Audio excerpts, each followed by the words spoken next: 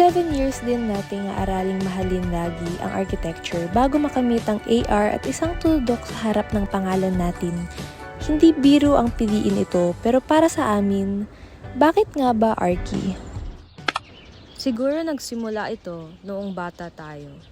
Sa pauli-uling pagguhit ng ating dream house. Sa ilang oras nating ginugugol sa The Sims o Minecraft. O baka sa kung ano-anong kinakalikot for DIY. Ngunit hindi habang buhay na kulay lang sa Crayola box ang pinagdedesisyonan natin. Kalaunay, pangarap na rin ang ating pinipili. Sure po ka na ba dito?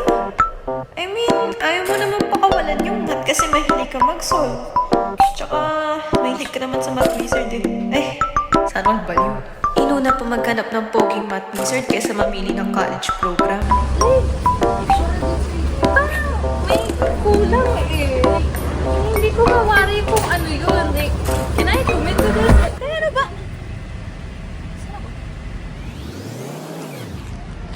Fine arts? Pwede, pero parang mali rin. Walang math. Pero sabi daw nila, wag daw gawing trabaho yung passion mo kasi mag-burnout ka. Tsaka paano ako na-teleport sa fine arts? Kakain ako sa NSC. Ayos, nawawala na ako. Wait lang, check ko yung maps. Ang gitna ng NSC at fine arts ay Arki? Gising na. Andiyan na si sir. Ha? Ilang oras ba tulog mo? Wala nga eh. Yan tayo eh. Bakit nga ba nandito pa tayo? Siguro dahil may sisibol na edukasyon sa mga silid na aming ididisenyo.